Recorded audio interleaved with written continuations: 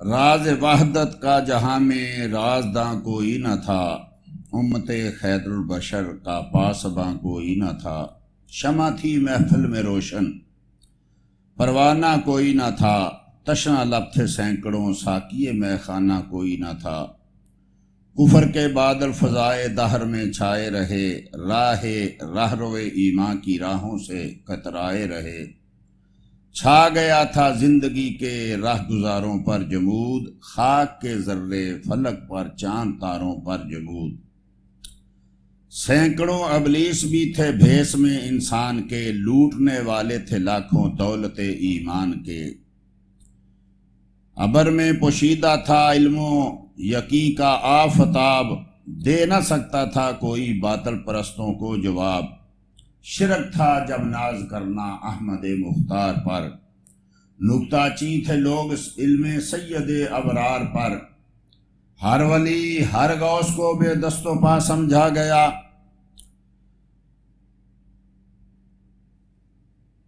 اور یا رسول اللہ بھی کہنے پھیتا فتویٰ شرک کا۔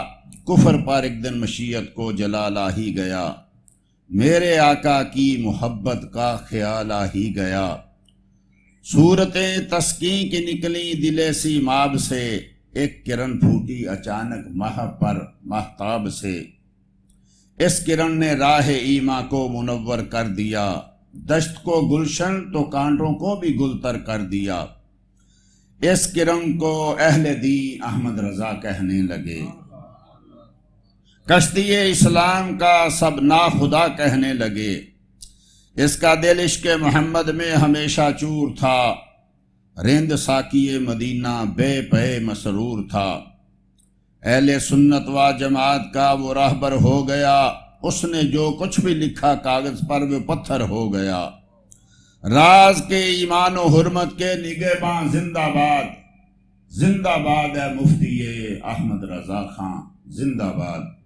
اللہ جل مجد الکریم کی حمد و ثنا اور حضور نبی اکرم نور مجسم رحمت دو عالم صلی اللہ تعالی علیہ وآلہ وصحبہ وبارک وسلم کی ذات اقدس پر ہدیۃً تحفۃً درود و سلام۔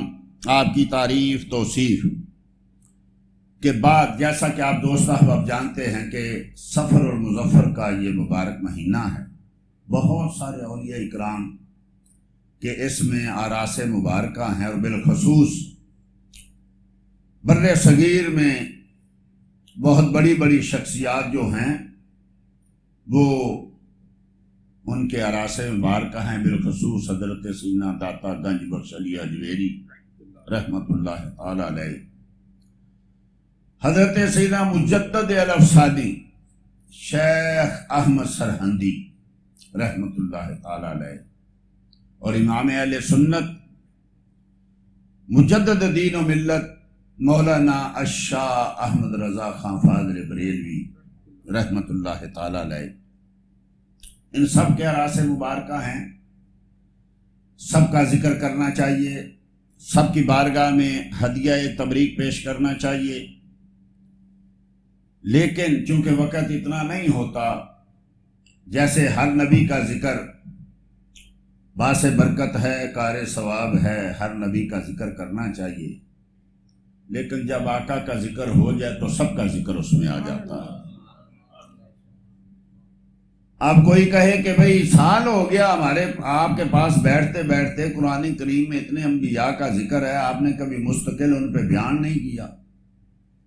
کرنا چاہیے، لیکن کیا کرے، ایک تو کم علمی آڑے آ جاتی ہے، اور ایک وقت کی کمی آڑے آ جاتی ہے۔ ایسے ہی ہر ولی کا ذکر کرنا چاہیے، ہر ولی کا ذکر کار خیر ہے، کار ثواب ہے، رب کی رحمت کے حصول کا ذریعہ ہے، لیکن چونکہ نہیں کر پاتے، اس لیے سمجھیے کہ غوث اعظم کا ذکر ہو گیا تو سارے ولیوں کا ذکر ہو گیا۔ اسی طریقے سے نبی کریم صلی اللہ تعالی علیہ وسلم نے ارشاد فرمایا، ان اللہ یبعث لہذہ الامہ، اللہ جل مجد الکریم ہر 100 سال کے بعد ایک آدمی پیدا کرے گا من یجدد لہا دینہا، جو 100 سال میں اعتقادی گندگیاں آ گئیں، پورے 100 سال میں جو بد عقیدگی چھا گئی، فرمایا وہ صاف ستھرا دین جو مصطفیٰ لے کے آئے تھے وہ مجدد ان کو ویسا ہی کر کے ان کو دے دے گا۔ اس امت کے اوپر یہ اللہ کا کرم ہے، چونکہ نبی کریم صلی اللہ تعالی علیہ وسلم خاتم النبیین ہیں، آخری نبی ہیں۔ اب کسی نبی نے آنا نہیں ہے، نبوت کا دروازہ میرے آقا کریم صلی اللہ تعالی علیہ وسلم بند کر کے آ گئے۔ اب جو نبوت کا جو ہے اعلان کرے گا وہ دائرہ اسلام سے خارج ہوگا، مرتد ہوگا، کافر ہوگا۔ لیکن دین تو قیامت تک ہے، دین نے چلنا تھا، اس میں بے شمار چیزیں آنی تھی، دنیا بدلنی تھی، یہ دور بھی آنا تھا، اور اس کے بعد کیا کیا دور آنا ہے اس کا کچھ پتہ نہیں ہے ابھی۔ ان سب کے لیے کچھ لوگوں کی ضرورت تھی، نبی تو نہیں آنا تو کیا ہوگا؟ تو ہر 100 سال کے بعد ایک مرد مجاہد پیدا ہوگا، جو 100 سال میں گمراہی پھیلی، بد عقیدگی پھیلی، بد عملی پھیلی، لوگ دین سے، شریعت سے، مصطفیٰ سے دور ہونے لگے، تو ہر 100 سال کے بعد ایک ایسا شخص آئے گا جو دین کو اسی حالت میں، جس حالت میں کریم آقا صلی اللہ تعالی علیہ وسلم چھوڑ کے گئے تھے، جس حالت میں افضل البشر بعد الانبیاء بالتحقیق سیدنا امیر المومنین ابو بکر صدیق چھوڑ کے گئے تھے، جس حالت میں زینت منبر و محراب سیدنا عمر ابن الخطاب چھوڑ کے گئے تھے، جس حالت میں سیدنا عثمان غنی جامع القرآن چھوڑ کے گئے تھے، جس حالت میں مولا کائنات چھوڑ کے گئے تھے، جس دین کے لیے اہل بیت نے کربلا میں قربانیاں دی تھیں، اس دین کو اسی طریقے سے صاف ستھرا کر کے قوم کے سامنے پیش کرنا، یہ وقت کے مجدد کا کام ہوتا ہے۔ ہر صدی میں ایک مجدد تو لازمی ہے، لیکن بہت سارے مجدد بھی ہو سکتے، دور کے لحاظ سے، علاقے کے لحاظ سے، زبانوں کے لحاظ سے۔ پہلی صدی میں بے شمار مجدد، چونکہ پہلی صدی تو سبحان اللہ، جدھر دیکھیے ادھر علم کے پہاڑ، تقوی کے پہاڑ، اور جو تھے یعنی آقا کریم صلی اللہ علیہ وسلم کا قرب تھا۔ بے شمار لوگوں نے بہت سارے صحابہ کو، تابعین کو مجددین کا لقب دیا، لیکن جس پہ میں صرف چند لوگوں کا ذکر کروں گا جس پہ یا تو اجماع ہے کہ یہ مجدد ہے، یا امت کی اکثریت کہتی ہے کہ یہ مجدد ہے۔ ایسے لوگوں کا ذکر نہیں جنہوں نے خود مجدد بنا لیے۔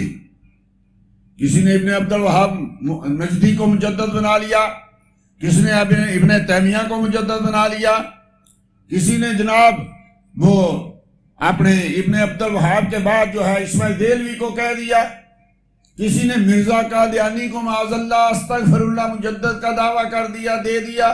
ایسے مجددوں کا ذکر نہیں ہے، خود ساختہ متجدد کا ذکر نہیں ہوگا۔ انشاءاللہ ان مجددین کا ذکر ہوگا جس پہ یا تو امت کا اجماع ہے کہ یہ مجدد ہے، یا امت کی اکثریت کہتی ہوگی کہ یہ مجدد ہے۔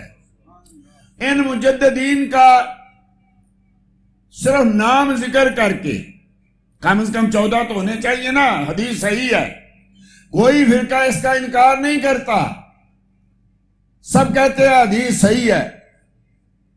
جب صحیح حدیث ہے اور سارے فرقے اس کو مانتے ہیں تو اب کم از کم 14 مجددوں کا 14 صدیاں ہو چکی، 15ویں جا رہی ہے، جن کے لیے مصطفیٰ نے کہا کہ یہ کار تجدید کریں گے، یہ جو گندگیاں، جو بلائیں، جو مصیبتیں، جو بدعات علم و عمل اور عقیدے میں آ گئی، ان کو صاف ستھرا کر کے میری امت کو دیں گے۔ ان کم از کم 14 کو ڈبل کر لیں، 28 ہو گئے، 28 کو ڈبل کریں تو کتنے ہوں گے؟ 56 ہو جائیں۔ لیکن کم از کم ایک کا ذکر کریں، ان کے پھر عقائد دیکھیں، ان پہ تو مصطفیٰ کی مہر ہے نا۔ مصطفیٰ نے کہا نا یہ وہ عقیدے پیش کریں گے جو صحیح ہوں گے۔ کتنا آسان طریقہ مصطفیٰ نے دے دیا۔ لیکن افسوس کہ جب آدمی اندھیرے میں جاتا ہے تو اس کو اچھا بھلا راستہ بھی بھول جاتا ہے۔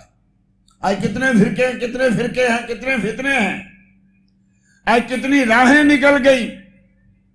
کبھی کسی نے یہ کہا کہ بھئی میرا عقیدہ وہ ہے جو 14 مجددین کا عقیدہ ہے؟ الحمدللہ رب العالمین، جس پہ بھی امت کا اتفاق ہوا وہ مجدد ہے۔ اس مجدد کے عقیدے دیکھیں، ان سارے کے ساروں کے عقیدے وہ عقیدے ہیں جو امام احمد رضا کے عقیدے۔ پہلی صدی کے مجدد حضرت سیدنا عمر بن عبدالعزیز رضی اللہ تعالی عنہ، یہ وہ عمر بن عبدالعزیز ہیں کہ جن کے دور میں واقعتاً ایک تو ہے نا مثالیں بنتی ہیں، ضرب المثلیں بنتی ہیں کہ شیر اور بکری کا ایک گھاٹ پہ پانی پینا، یہ ضرب المثل ہے۔ یہ واقعتاً سیدنا عمر بن عبدالعزیز کے دور میں ہے، واقعتاً۔ شیر بھی وہیں سے پانی پی رہا ہے، بکری بھی وہیں سے پانی پی رہی ہے، اور شیر کو اتنی جرت نہیں کہ آنکھ اٹھا کے بکری کی طرف دیکھے۔ کوئی حکم نامہ جاری ہوا تھا شیروں کی طرف، جانوروں کی طرف؟ کوئی قانون سازی ہوئی تھی کہ ایک جانور دوسرے پہ ظلم نہیں کر سکتا؟ ایک آدمی کو کسی نے دیکھا رو رہا ہے، پوچھا تجھے کیا ہوا؟ کہا میری بکری ایک بھیڑیا لے کے چلا گیا۔ اللہ کے بندے، اتنا بڑا آدمی اتنا ریوڑ، ارے بکریاں تو روز لے جاتے ہیں، مر جاتی ہیں، بھیڑیے لے جاتے ہیں، شیر کھا جاتے ہیں، تو ایک بکری پہ رو رہا ہے؟ تو کہنے لگا نہیں، بکری پہ نہیں رو رہا، آج بھیڑیے نے بکری پہ حملہ کیا، اس کا مطلب ہے کہ عمر بن عبدالعزیز فوت ہو گئے۔ اگر عمر بن عبدالعزیز رضی اللہ تعالیٰ عنہ زندہ ہوتے تو بھیڑیا میری بکری پہ حملہ نہ کرتا۔ کون لوگ ہیں؟ کتنے سال ہے؟ 2 سال 2.5 سال، صرف 2 سال 5 ماہ اور کچھ دن ان کی خلافت رہی ہے۔ 50 سال حکومتیں کر جاتے ہیں، کہتے ہیں وقت نہیں ملا، میں دین کو نافذ کرنا چاہتا تھا، مجھے وقت نہیں ملا۔ پہلے آدمی خود اگر دین پہ عمل کر لینا، میں کئی بار عرض کرتا ہوں، غوث اعظم نے کوئی تقریریں نہیں کی تھی وہاں جب ڈاکوؤں نے لوٹا تھا، تو کوئی قرآن کی آیتیں نہیں پڑھی تھی، ان کو یہ نہیں سمجھایا تھا کہ یہ ڈاکے مارنا حرام ہے۔ کہا کیا تھا؟ صرف یہ کہا تھا کہ میں نے وعدہ کیا اپنی ماں سے جھوٹ نہیں بولوں گا۔ تو 60 ڈاکو طائب ہو گئے، ہم صدیاں عمریں گزر گئی ہم لوگوں کو بتاتے بتاتے، مقتدی بھی وہی، امام بھی وہی، خطیب بھی وہی، نہ خطیب بدلے، نہ امام بدلے، نہ مقتدی بدلے۔ ہم بھی سمجھتے ہیں ڈیوٹی صرف اس ممبر تک ہے، ممبر سے اترے تو ختم۔ آپ بھی سمجھتے ہیں کہ یہ دین صرف مسجد کی حد تک ہے، یہ گھروں میں نہیں ہے، یہ دفتروں میں نہیں ہے، یہ بازاروں میں نہیں ہے۔ صرف مسجد میں آئے تو دیندار ہیں، مسجد سے نکلے، دکان پہ بیٹھے، دفتر میں بیٹھے، گھر میں بیٹھے تو اور رب کریم نے کہا تھا لما تقولون ما لا تفعلون کبر مقتا عند اللہ ان تقولوا ما لا تفعلون۔ کیوں کہتے ہو وہ بات جو خود جس پہ عمل نہیں کرتے؟ اللہ کو بڑی ناپسندیدہ چیز ہے۔ آج مولویوں کو دیکھ لیں، ہم کو دیکھ لیں، پیروں کو دیکھ لیں، مریدوں میں اور گھر میں اور گھروں میں اور مسجدوں میں اور ممبروں پہ اور بازاروں میں اور دفتروں میں اور ہماری زندگی کے پتہ نہیں کتنے جو ہیں وہ ورق ہیں، کتنے سیاہ ہیں، کتنے روشن ہیں، جلدیں کتنی پیاری ہیں، لیکن اندر دیکھیے تو اندر کیا بھرا ہوا ہے۔ کوئی حکم نامہ جاری نہیں کیا، نہ انسانوں کی طرف اور نہ ہی جانوروں کی طرف، لیکن اللہ نے چونکہ کرم کیا تھا، خود دین پہ عمل کیا تھا۔ کسی نے دیکھا کہ بچہ صبح صبح گلی میں روتا آ رہا ہے، پوچھا کیا ہوا؟ کہا آج ہم ہر روز جب جاتے ہیں نا تو ایک دوسرے سے پوچھتے ہیں کتنے نفل پڑھے، تو جب میں نے بتایا کہ میں نے آج رات کو 20 نفل پڑھے ہیں، بچہ ہے مدرسے سے آ رہا ہے، اسکول سے آ رہا ہے، تو میرے دوست نے مجھے بتایا میں نے 40 پڑھے، میں اس وقت سے رو رہا۔ یہ کیا اسکولوں میں کوئی قانون جاری ہوا تھا؟ آج صبح جاتے ہی پوچھتے ہیں کون سی مووی دیکھی، کون سی فلم دیکھی۔ اس وقت بچے سیدنا عمر بن عبدالعزیز کے دور میں بچے پوچھتے تھے کتنے نفل پڑھے، کتنے رات کو پارے پڑھ کے سوئے، کیونکہ وقت کا امیر المومنین رات کو سوتا نہیں تھا۔ عمر فاروق رات کو سوتے نہیں تھے، صدیق اکبر رات کو سوتے نہیں تھے، غریبوں کے گھروں میں جا جا کے ان کے پانی بھرنے، غریبوں میں گھروں میں جا جا کے ان کو آٹا دانا دینا، یہ وقت کے حاکم کی ڈیوٹی تھی۔ وقت کا حاکم ہمیشہ خطیب ہوتا تھا، امام ہوتا تھا، خود نماز پڑھاتا، خود جمعے پڑھاتے تھے نا، پتہ چلتا تھا لوگوں کو بھی، خود کو بھی پتہ چلتا تھا کون کس حالت میں ہے۔ تو سیدنا عمر بن عبدالعزیز رضی اللہ تعالیٰ عنہ، بنو امیہ کے دور میں بہت ساری زیادتیاں ہوئیں، لیکن جب ہم بنو امیہ کا ذکر کرتے ہیں تو اس میں کئی لوگ سیدنا امیر معاویہ کو لے آتے ہیں، اور جب ہم سیدنا امیر معاویہ کا دفاع کرتے ہیں تو لوگ کہتے ہیں بنو امیہ کا دفاع کر رہے ہیں۔ بھائی دو الگ الگ چیزیں ہیں، بنو امیہ سے ہونا بری چیز نہیں ہے، حضرت عثمان غنی بھی بنو امیہ سے تھے نا، وہ صحابہ ہیں جو بعد میں ظلم ہوئے، ان پہ کیوں ڈالتے ہو؟ تو چونکہ بعد میں آنے والوں نے بڑی زیادتیاں کی تھی، بڑی بدعات دین میں داخل کی تھی، تو سیدنا عمر بن عبدالعزیز رضی اللہ تعالیٰ عنہ آئے تو انہوں نے کہا آج کے بعد خطبوں میں اہل بیت کی برائی نہیں ہوگی، بلکہ آج کے بعد خطبوں میں خلفائے اربعہ کا نام لیا جائے گا۔ یہ کس کی سنت ہے؟ سیدنا عمر بن عبدالعزیز رضی اللہ تعالیٰ عنہ۔ آج کے بعد خطبوں میں نام لیا جائے گا۔ آج ہمارے پاس وقت نہیں ہوتا، ہم خطبے مختصر کرتے ہیں، تقریریں لمبی ہو جاتی ہیں، خطبے مختصر ہوتے ہیں، اور ویسے بھی ہمارے لوگوں کو خطبوں کا کیا پتہ کیا پڑھتے ہیں، عربی میں ہوتا ہے نا، ہمارے لوگوں کو کیا پتہ یہ کیا کہہ رہے ہیں۔ ساری عمر ہم جب سے پیدا ہوئے سنتے آئے افضل البشر بعد الانبیاء بالتحقیق سیدنا امیر المومنین ابی بکر صدیق، گھر جا کے کہتے ہیں نہیں ابو بکر تو افضل نہیں ہے۔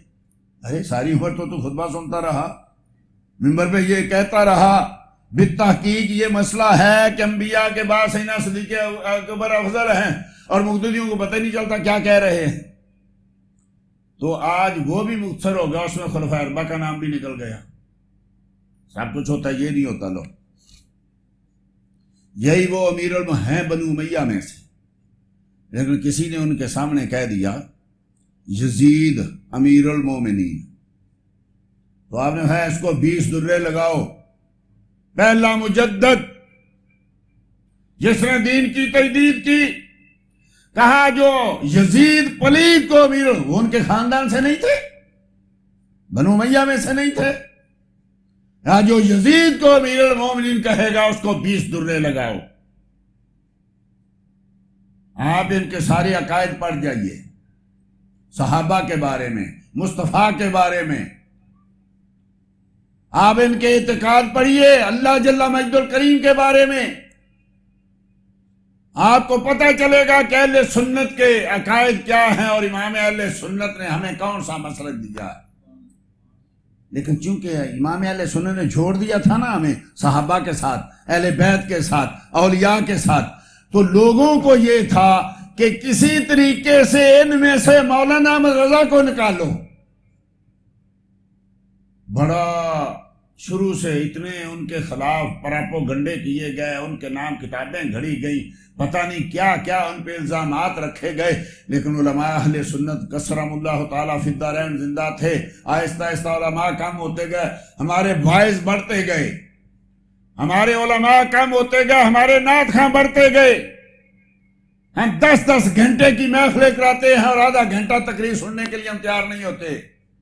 کیوں؟ اس لیے کہ ہمیں پتہ ہوتا ہے ہمارے اعمال کیا ہیں۔ نعت خواں تو نہیں بتائے گا نماز کا، روزے کا، حج کا، زکوٰۃ کا۔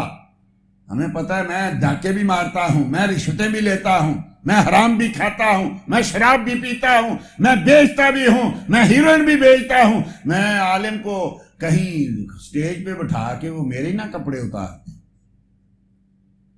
ہمارے علماء کم ہوتے گئے، واعظین بڑھتے گئے، نعت خوان بڑھتے گئے، اور حالت یہ ہو گئی کہ آج ہمیں اپنے عقائد کا پتہ نہیں۔ آج چھوکرے چھوٹے چھوٹے، یہ چھوٹے چھوٹے نعت خواں علماء کو عقیدے سمجھا رہے ہیں۔ آج علماء کو جن کو عقیدے کی کتابوں کے نام نہیں آتے، جن کو عقیدے کی کتاب کی ایک سطر نہیں پڑھنی ہوتی، نہ آتی ہے، وہ علماء کو عقیدے سمجھا رہے ہیں۔ وہ جاہل پیر جنہوں نے آج تک بخاری کو نہیں پڑھا، وہ پوچھ رہے ہیں کون سی بخاری؟ وہ علماء کو عقیدے سمجھا رہے ہیں۔ کیوں؟ اس لیے کہ ہم نے علماء کا دامن چھوڑ دیا۔ ہم نے علماء نما لوگوں کو اپنا لیڈر بنا لیا۔ ہم نے سچے پیروں کا دامن چھوڑ دیا، اور پیر نما لوگوں کو، داڑھی منڈوں کو، کتے بیچنے اور خریدنے والے اور لڑانے والے اور گھوڑے دوڑانے والوں کو ہم نے اپنا پیر بنا دیا۔ ہمارے عقیدے بکنے لگے، ہمارا دین بکنے لگا۔ مختصر عرض کرتا، 2 صدی کے مجدد امام شافعی محمد بن ادریس الشافعی، سبحان اللہ۔ یہ دیکھیے کون سے علماء ہیں جنہوں نے دین کی تجدید کی۔ یہ ہیں امام شافعی رحمت اللہ تعالی علیہ، جن کے آج دنیا میں کتنے ہی مقلدین ہیں۔ امام نووی جیسے، امام بہقی جیسے، امام مزنی جیسے، یہ لوگ امام رازی جیسے، امام غزالی جیسے، ان کے مقلدین میں سے۔ کبھی موقع ملے تو ان کے بھی عقائد پڑھ کے دیکھیے، صحابہ کے بارے میں، اہل بیت کے بارے میں، کریم آقا کے بارے میں، تو آپ کو 14 مجددین میں ایک بندہ نہیں ملے گا جو مصطفیٰ کے علم کا منکر ہو، جو مصطفیٰ کی حیات کا منکر ہو، جو مصطفیٰ کی روحانیت کا منکر ہو، جو مصطفیٰ کے وسیلے کا منکر ہو۔ ایک بھی نہیں ملے گا، پورے 14 یا 28 مجدد لگا لیں یا 56 مجدد لگا لیں، کوئی ایک نہیں ملے گا جو اصحال ثواب کا منکر ہو، کوئی ایک نہیں ملے گا جو یا رسول اللہ کا منکر ہو۔ ان پہ کیوں پردے ڈال دیے گئے؟ کیوں نہیں ان کے عقائد کو دنیا کے سامنے پیش کیا گیا؟ اس لیے کہ ان کے عقیدوں پہ مصطفیٰ کی مہر ہے۔ یہ دین کو صاف ستھرا پیش کر کے پیش کریں گے۔ یہ وہ علماء ہیں کہ جن کے لیے پوری امت نے گواہی دی ہے۔ 30 صدی کے مجدد امام ابو الحسن اشعری اور امام ابو منصور محمد بن محمود الماتوریدی، دونوں امام عقیدے کے امام ہیں۔ پوری ملت شیعوں کے علاوہ، معتزلیوں کے علاوہ، یا اشعری ہے یا ماتوریدی ہے۔ ہم حنفی ہیں، ہم ماتوریدی ہیں، لیکن کس کو پتا؟ یہ جو ہمیں آج عقیدے سمجھا رہے ہیں ان کو پوچھئے ماتوریدی کیا ہوتا ہے، اشعری کیا ہوتا ہے۔ ہم فروعات میں مقلد ہیں امام اعظم ابو حنیفہ کے، اور عقیدے میں وہ ہمارے فقہ کے امام ہیں۔ امام ابو حنیفہ نعمان بن ثابت، یہ ہیں ہمارے عقیدے فقہ کے امام۔ فروعات کے امام. اور عقیدے کے امام کون ہیں؟ نام یاد رکھنا ہے.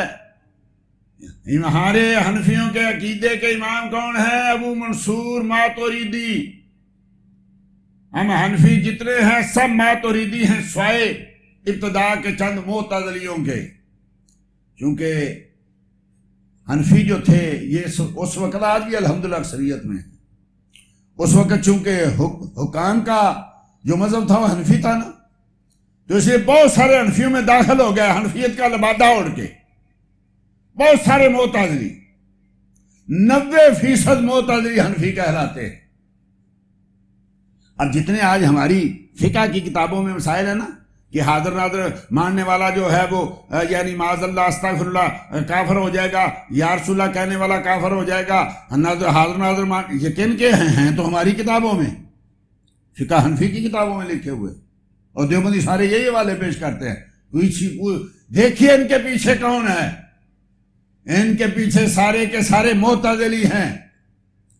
بہت سارے علماء نے اس طرح اشارہ کیا، امام اہل سنت نے بھی کہا یہ سب یہ سارے کے سارے ایسے مسائل و قائل معتزلیوں کے ہیں جو حنفیوں میں داخل ہو گئے. آج ہم اہل حرم میں بات کرتے ہیں، دیوبندیوں کہتے ہیں یہ تو جناب حنفی ہیں، سنی ہیں. یہ تو کیا ہوا کیا ہندوستان میں بھی، کیونکہ وہابیت اتنی وہ تھی بدنام کہ لوگ ان کو مسجدوں میں داخل نہیں ہونے دیتے تھے. انہوں نے کیا کہ انہوں نے چادر اوپر اوڑھی حنفیت کی. نمازیں ہماری طرح، روزے ہماری طرح، مسائل ہماری طرح، 20 تراویح پڑھیں گے، اونچی آمین نہیں کہیں گے، رفع دین نہیں کریں گے. اب جب سنیوں کی طرح ہو گیا تو سنیوں کی مسجدوں میں آ گئے. 20 سال تک پڑھاتے رہے. بعد میں بتایا میلاد رحم ہے، 10 سال تک اشرف تھانوی میلاد مناتا رہا، 10 سال بعد کہنے لگا یہ بدعت ہے. اب چونکہ جہاں آدمی 2 سال 4 سال رہتا ہے 7 آدھے مقتدی لگ جاتے ہیں نا، انہیں جی بڑے اچھے آدمی ہیں، یہ بھئی ابھی وہی اتری ہے 10 سال بعد، ابھی پتہ چلا ہے. تو یاد رکھیے شافعی سارے اشعری، مالکی سارے اشعری، حنبلی آدھے اشعری آدھے حنبلی. حنبلیوں میں 2 عقیدے پیدا ہو گئے. ایک ابن تیمیہ والا جس کا موجد ابو فرا ابو یعلا موصلی نہیں ہے، وہ محدث ہے. یہ ابو الفرا ابو یعلا ہے. یہ حنفیوں میں بعد عقیدگی پھیلانے والا شخص ہے، جس کے بارے میں ابن جوزی نے لکھا کہ ابو الفرا نے اہل سنت پہ اور حنبلیوں پہ اتنا گند ڈالا ہے کہ اب دھوتے دھوتے قیامت آ جائے گی. تو مالکی سارے اشعری، شافعی سارے اشعری، حنبلی آدھے اشعری آدھے حنبلی، حنفی سارے کے سارے ماتوریدی. یہ دونوں امام ابو الحسن اشعری اور ابو منصور محمد بن محمود ماتوریدی، حنفی سارے ماتوریدی. ہم عقیدے میں کیا ہیں؟ ماتوریدی. فقہ میں کیا ہے؟ فروعات میں حنفی. آج لوگ امام اعظم ابو حنیفہ کو بھی چھوڑ رہے ہیں، کہتے ہیں حنفی ہیں. عقیدے کا تو پتہ ہی نہیں ہے کہ ہم ماتوریدی ہیں. تو 3ری صدی کے مجدد امام ابو الحسن اشعری اور امام ابو منصور ماتوریدی دونوں کے عقائد دیکھ لیں. 3ری صدی تک دونوں کے عقائد دیکھ لیں، دونوں کے عقائد اہل سنت کے. میں عرض کر رہا ہوں بار بار، مجددین کے نام میں بتاتا جاتا ہوں. کسی مسلک والے سے پوچھئے یہ مجدد ہے کہ نہیں ہے تو اس کے عقیدے کیا ہیں. یہ عقائد جو آج آئے کدھر سے آئے؟ امام ابو القاہر البغدادی جرجانی ماتوریدی حنفی، انہوں نے اپنی کتاب الفرق بین الفرق میں لکھا کہ پوری دنیا میں 3 طلاقوں کو 3 ساری دنیا کہتی ہے، سوائے یہودیوں کے اور شیعوں کے. یہ ابن تیمیہ سے بہت پہلے کہتے ہیں سوائے یہودی 3 طلاقوں کو ایک کہتے ہیں، اور شیعہ ان 3 طلاقوں کو ایک کہتے ہیں، 3 دے کے گھر میں رکھتے ہیں کیونکہ وہ سمجھتے ہیں یہ فاروق اعظم نے جاری کیا تھا. تو آج ابن تیمیہ پیدا ہوا، اس کے بعد پورے وہابی 3 کو ایک کہہ کے بیویاں گھر میں رکھ رہے ہیں۔ تیسری چوتھی ہجری تک تو یہ وہ کہتے ہیں کہ نہیں تھے۔ ابو القاہر الجرجانی عقیدے کے وہ بھی امام ہیں لیکن ماتریدی ہیں۔ اب چوتھی صدی ہجری کے جو مجدد ہیں ابو بکر الفورق اور امام حرمین الجوینی، عقیدے میں فقہ میں دونوں شافعی ہیں۔ یہ ابو بکر الفورق جو ہیں یہ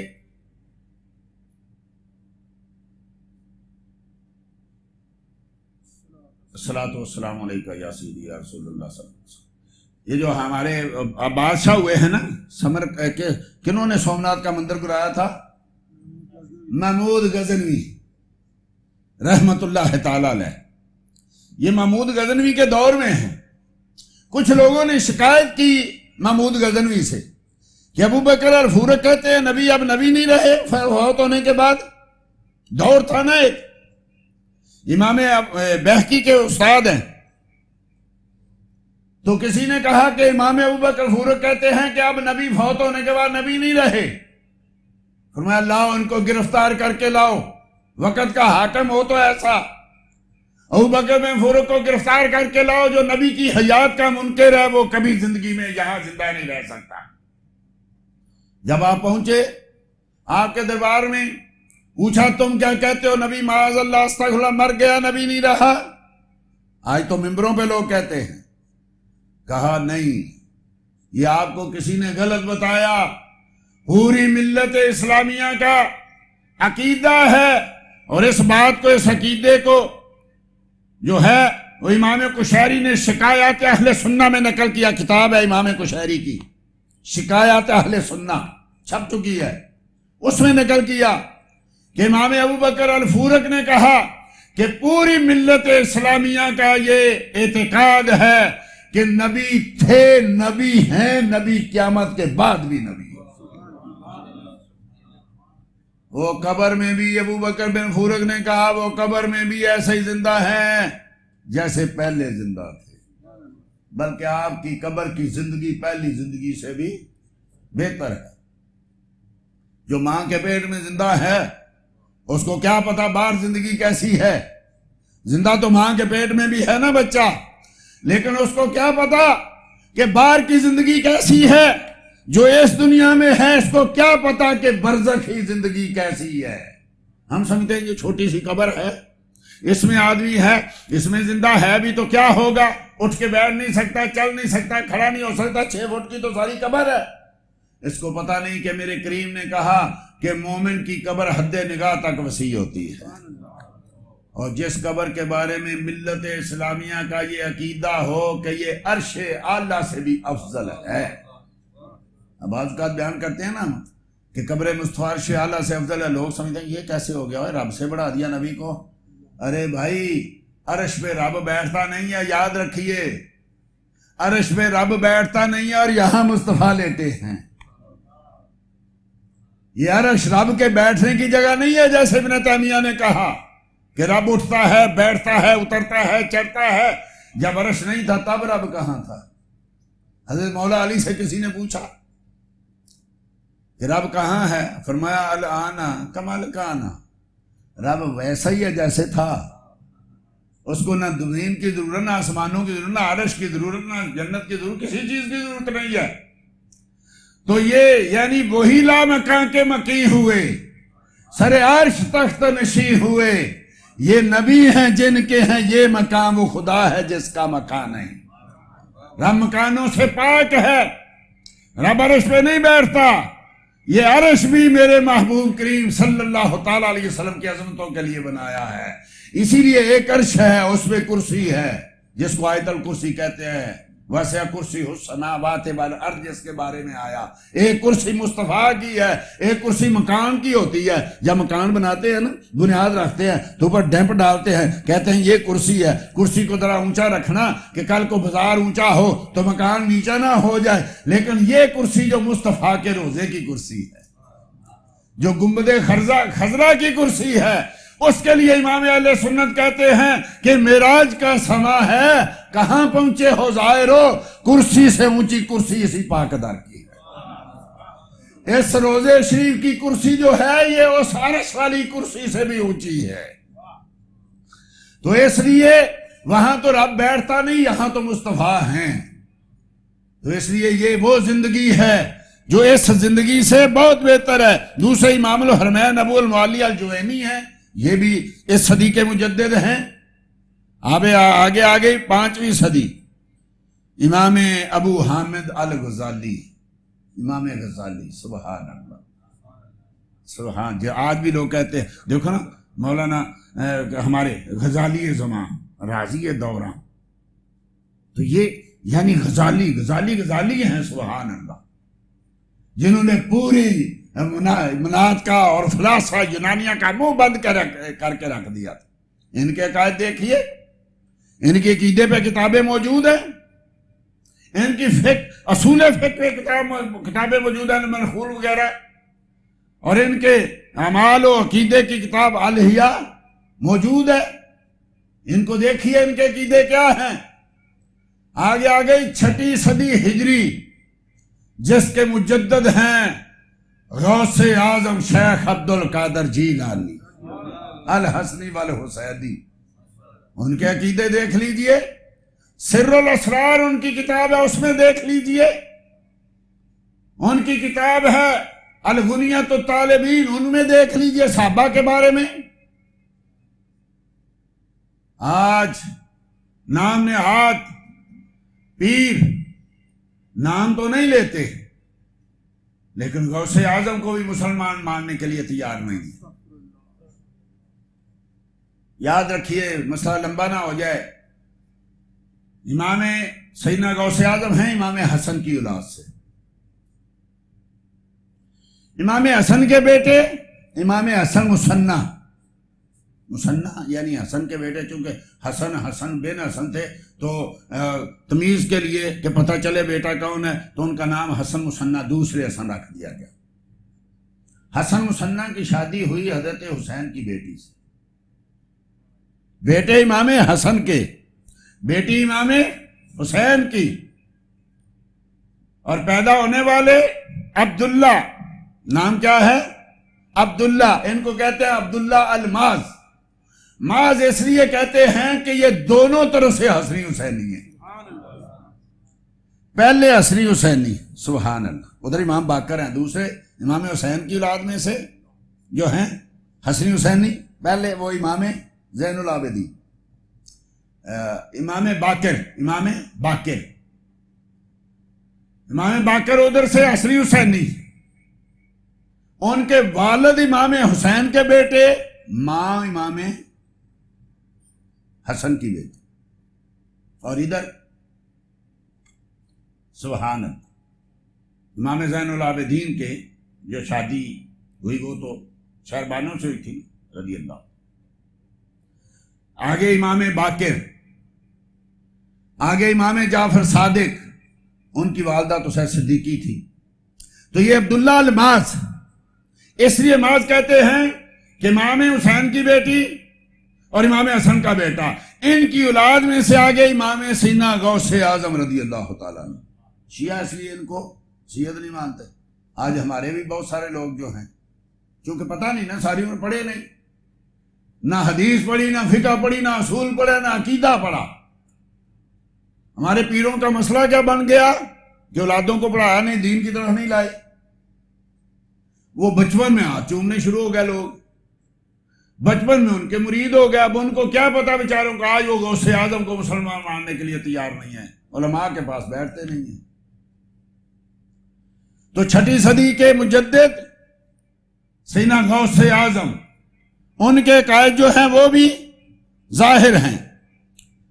آگے امام فخر الدین رازی، جن کا میں ذکر کر رہا تھا، تفسیر کبیر والے، یہ بھی مجدد، ان کے عقیدے بھی دیکھ لیے تفسیر کبیر میں، بلکہ مستقل ان کی عقیدوں پہ بھی کتابیں ہیں، مشہور ہیں، چھپی ہوئی ہیں، صحابہ کے بارے میں، اہل بیت کے بارے میں، یہ ترتیب جو ہے صحابہ کی اس کے بارے میں، 14 کے 14 یا 28 یا 56 جتنے بھی ایک صدی کے لگائیں، سب کے عقیدے ایک جیسے۔ امام رازی رحمت اللہ تعالی علیہ معروف متکلم ہیں، مفسر ہیں، محدث ہیں۔ یہ 6 صدی ہجری کے 7ویں صدی ہجری کے ابن عطاء اللہ السکندری اور ابن دقیق العید یہ مالکی ہیں۔ ابن دقیق العید بہت بڑے محدث ہیں، بہت بڑے عالم ہیں۔ ان کی کتابی الاحکام مشہور ہے، پوری آج تک تو نہیں دستیاب نہیں ہوئی، کہتے ہیں سینکڑوں جلدوں میں تھی۔ ان کے عقائد بھی موجود ہیں، وہ بھی دیکھ لیجئے۔ آگے ہیں 8ویں صدی سراج الدین البلقینی، یہ وہ آدمی ہیں سبحان اللہ، بہت ساری کتابیں ان کی چھپ گئی ہیں۔ نبی کریم صلی اللہ تعالی علیہ وسلم کے بول مبارک کے بارے میں سبحان اللہ، کسی نے ان سے پوچھا کہ نبی کریم صلی اللہ علیہ وسلم کا بول مبارک پاک ہے، تم پاک کہتے ہو، یہ ساری دنیا کے پانیوں سے افضل۔ آج کل لوگ اس کو مذاق بناتے ہیں کیونکہ آقا کی شانیں نہیں جانتے نا، آقا کی لطافت کو نہیں جانتے نا، آقا کو عام جیسا بشر سمجھا نا، اس لیے سمجھا کہ ان کا بول پاک جو ہے وہ بھی ایسا ہی ہے، معاذ اللہ استغفر اللہ، اس میں تو کستوری سے زیادہ خوشبو تھی سبحان اللہ۔ جن جن صحابہ نے یا صحابیات نے پیا ان کی نسلوں میں بھی آب خوشبو آتی تھی سبحان اللہ۔ 9ویں صدی ہجری کے 10ویں صدی ہجری کے جلال الدین السیوطی، یہ تو وہ ہے نا جنہوں نے 6 رسالے لکھے، نبی کریم کے والدین کے مسلمانوں میں تھے، جن کی عقیدے پہ کتابیں بھی موجود ہیں، اور خصائص کبریٰ نبی کریم صلی اللہ علیہ وسلم کے معجزات پہ 1000 معجزہ بیان کیا، اور سب دلیل سے، قرآن سے، حدیث سے۔ اور تفسیر میں در منصور جو تفسیر ہے، تفسیر بالمعصور کی سب سے بڑی تفسیر، جس کا یا قرآن سے قرآن یا حدیث سے پوری پہلے جتنی تفسیر بالمعصور لکھی گئی سب کو اس میں آپ نے یعنی جو ہے وہ سمو دیا۔ یہ 10ویں صدی ہجری کے آدمی 11ویں کے شیخ احمد سرہندی، حضرت مجدد الافسانی سبحان اللہ، گردن نہ جھکی جس کی جہانگیر کے آگے سبحان اللہ۔ مکتوبات شریف دیکھیے، ان کے عقیدے دیکھیے سبحان اللہ۔ یہ وہ مجدد ہیں کہ جو کہتے ہیں یہ مسئلہ مشکل ہے، عقیدہ تم تو سارے ہی مانتے ہیں، مشکل ہے۔ آپ سے کسی نے پوچھا تو آپ نے فرمایا کہ میں تو خدا کو بھی خدا اس لیے مانتا ہوں کہ میرے محمد کا رب ہے۔ محبت کی انتہا پر یہ کون جانے، یہ کون یہاں پہنچے اور اس کو سمجھے کہ رب نے تو اپنی ربوبیت بھی ظاہر کی مصطفیٰ کو بنا دی۔ یہ وہ ہے مجدد الافسانی جنہوں نے ہندوستان میں شیعت کے آگے بند باندھا، جنہوں نے بدعت عقیدہ بدعت عمل کے آگے بند باندھا۔ دوسرے اس صدی کے مجدد ہیں شیخ محقق علی الاطلاق شیخ عبد الحق محدث الدہلوی رحمت اللہ تعالی علیہ، پہلے شخص جو حرمین طیبین سے علم حدیث لے کے جو ہیں ہندوستان میں پہنچے۔ ان کی کتاب تکمیل الایمان عقیدے میں، ان کی کتاب جو ہے جو مکتوبات ہیں سبحان اللہ، مکتوبات میں لکھتے ہیں، ایک مکتوب میں دنیا میں بہت سارے اختلاف ہو گئے، بہت سارے فرقے فتنے پیدا ہو گئے، یہ 11ویں صدی ہجری کے مجدد ہیں، حتیٰ کہ اللہ کے بارے میں بھی لوگوں کو اختلاف ہو گیا، لیکن فرماتے ہیں کہ الحمدللہ اپنے دور تک الحمدللہ آج تک اس مسئلے میں کسی کو کوئی اختلاف نہیں کہ کریم آقا اپنی قبر منورہ میں صحیح بحیات حقیقی زندہ ہے اور ہمارے امت پہ حاضر و ناظر ہے۔ اس کا مطلب ہے 11ویں صدی تک تو کوئی اختلاف نہیں تھا، 1100 سال تک تو مصطفیٰ کی حیات میں کوئی اختلاف نہیں تھا، نبی کریم کے ہمارے امت پہ حاضر و ناظر ہونے میں کوئی اختلاف نہیں تھا۔ ابن عبد الوہاب پیدا نہیں ہوا تھا، یہ اس وقت کی باتیں ہیں۔ اس آج تک اس عقیدے میں کسی کو کوئی اختلاف نہیں۔ پھر یہ اپنی کتاب لمعات شرح مشکات وہ بھی چھپ چکی ہے، اشیعۃ اللمعات، یہ فارسی میں ہے، لمعات عربی میں ہے۔ اشیعۃ اللمعات میں لکھتے ہیں کہ میری اس معاملے میں تحقیق لمعات میں دیکھو، میں نے مصطفیٰ کریم سے مدد مانگنے کے منکروں کی ناک وہاں خاک آلود کر دی ہے۔ کہتے ہیں اس میں نے مصطفیٰ کریم سے مدد مانگنے کے منکروں کی ناک خاک آلود کر دی ہے۔ اس کا مطلب ہے کہ 11ویں صدی ہجری تک تو کوئی اختلاف نہیں تھا کہ آقا سے مدد مانگنی چاہیے۔ یہ مجدد ہیں، ان سے پوچھئے دیوبندیوں سے، وہابیوں سے بھی، یہ مجدد ہیں یعنی 11ویں صدی ہجری کے، تو ان کے عقیدے کیا ہیں؟ 12ویں صدی ہجری کے امام عبداللہ بن عبد الباقی الزرقانی، یہ الزرقانی علی المواہب والے، جنہوں نے مواہب الدنیا کی شرح کی ہے، 11 جلدوں میں چھپ چکی ہے، یہ وہ ہیں جن سے سیدی اعلیٰ حضرت سے کسی نے پوچھا تھا نا کہ کہتے ہیں کہ انبیاء اکرام علیہ الصلوۃ اپنی قبر میں زندہ ہیں، ازواج مطہرات پیش کرتے ہیں، آپ کہتے ہیں سیدی عبداللہ بن عبد الباقی الزرقانی نے لکھا، آپ ہمیشہ آپ کو سیدی لکھتے ہیں، یا آپ نے لکھا ہے کہ انبیاء اکرام اپنی قبروں میں بے حیات حقیقی زندہ ہیں اور ازواج مطہرات ان پہ پیش کی جاتی ہیں۔ یہ امام عبد الباقی نے عقیدہ اخذ کیا ہے امام ابن عقیل حنبلی سے۔ امام ابن عقیل حنبلی ہیں حضرت غوث اعظم کے استادوں میں، لوگوں نے آج کل اس میں بڑا شور مچایا ہوا ہے۔ امام احمد رضا نے دیکھو جی گستاخی کر دی، یہ ازواج پیش ہوتی ہیں، یہاں گستاخی کس کی، ازواج کی ہے یا مصطفیٰ کی ہے؟ بھئی گستاخی تم کہہ رہے ہو، ایک تو امام اہل سنت و ناقل ہیں، ایک مجدد سے انہوں نے نقل کیا، جن کو تم بھی مجدد مانتے ہو، عرب عجم سب مجدد مانتے ہیں، انہوں نے ابن عقیل حنبلی سے نقل کیا۔ لیکن یہ تو بتاؤ کہ اگر امام اہل سنت سے ناقل ہو کے گستاخ ہو گیا، یہ بتاؤ یہ گستاخی ہے کس کی، ازواج کی ہے یا مصطفیٰ کی ہے؟ صحیح بخاری ہے، نبی کریم صلی اللہ تعالیٰ علیہ وسلم نے ارشاد فرمایا ساری ازواج مطہرات کو اکٹھے کر کے، اسرا کنہ لہو کر بی اطول کنہ یدن او کما قال صلی اللہ علیہ وسلم، تم میں سے جس کے ہاتھ لمبے ہیں نا، سب سے پہلے میرے جانے کے بعد وہ مجھے ملے گی۔ اس کا مطلب ہے پیش تو ہوں گی نا، خود فرمایا بخاری ہے کہ جس کے ہاتھ لمبے ہیں سب سے پہلے وہ میری ملاقات کرے گی۔ ازواج کہتے ہیں ہم اپنے ہاتھ ناپنے لگے کہ کس کے ہاتھ لمبے ہیں، لیکن سمجھ نہ آئی، بعد میں پتہ لگا کہ مصطفیٰ ہاتھوں سے مراد خیرات لے رہے، جو سب سے زیادہ صدقہ کرتی ہیں نا وہ مجھے سب سے پہلے ملے گی۔ تو یہ مصطفیٰ نے خود کہا۔ سیدہ عائشہ صدیقہ رضی اللہ تعالی عنہا آخری وقت ہے، رو رہی تھی، حضرت عبداللہ ابن عباس آئے، کہا ام المؤمنین آپ رو رہی ہیں؟ کہا ہاں، آج دیکھیے جو لوگ جتنے نیک ہوتے ہیں اتنے اللہ سے ڈرتے ہیں، لیکن گستاخوں کے لیے وہی عیب بن جاتا ہے۔ ہمارے لیے معجزہ ہے مصطفیٰ کا، لیکن کافروں کے لیے، عیسائیوں یہودیوں کے لیے وہ عیب ہوتا ہے، وہ جس طریقے سے پیش کرتے ہیں۔ ہمارے لیے ولی کی کرامت ہوتی ہے، منکروں کے لیے وہ عیب ہوتا ہے، وہ اس طریقے سے کرامت کو پیش کرتے ہیں کہ عیب نظر آتا ہے۔